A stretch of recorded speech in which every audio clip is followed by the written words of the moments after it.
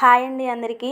ఈ వీడియోలో 10-15 నిమిషాల్లోనే ఈజీగా తయారు చేసుకునే ఆలు బజ్జీ లేదా బంగాళదుంప బజ్జీ తయారీ చూద్దాం. దానికోసం 2 బంగాళదుంపల్ని తీసుకుని నీట్గా కడిగి చెక్కు తీసుకుని సన్నటి స్లైసెస్గా కట్ చేసుకోవాలి. స్లైసర్ లేనివారు చాకుతోనైనా వీటిని సన్నటి స్లైసెస్గా కట్ చేసుకోవచ్చు. ఇలా కట్ చేసిన వాటిని 1-2 సార్లు కడిగి వాటర్లో వేసి పక్కన ఉంచుకోవాలి. ఆ తర్వాత ఒక మిక్సింగ్ బౌల్ తీసుకుని 1 కప్పు శనగపిండి, దానిలోనే టేస్ట్కి సరిపడా సాల్ట్, ఒక 1/2 టేబుల్ స్పూన్ పసుపు, కారం, కొద్దిగా వంట సోడా అంటే ఒక చిటికెడు సరిపోతుంది.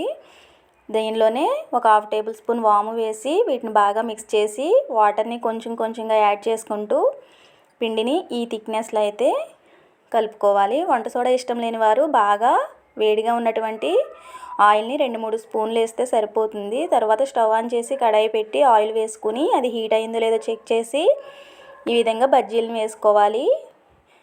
ఈ బజ్జీలు అనేవి బాగా పొంగుతూ చాలా బాగా వచ్చాయి కదా, వీటిని 2 వైపులా తిప్పుతూ ఫ్రై చేసుకోవాలి.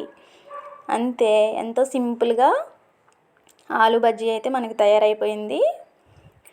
ఈ వీడియో మీకు నచ్చినట్లయితే వీడియోని లైక్ చేసి మరిన్ని సింపుల్ రెసిపీస్ కోసం నా ఛానల్ని సబ్స్క్రైబ్ చేసుకోండి.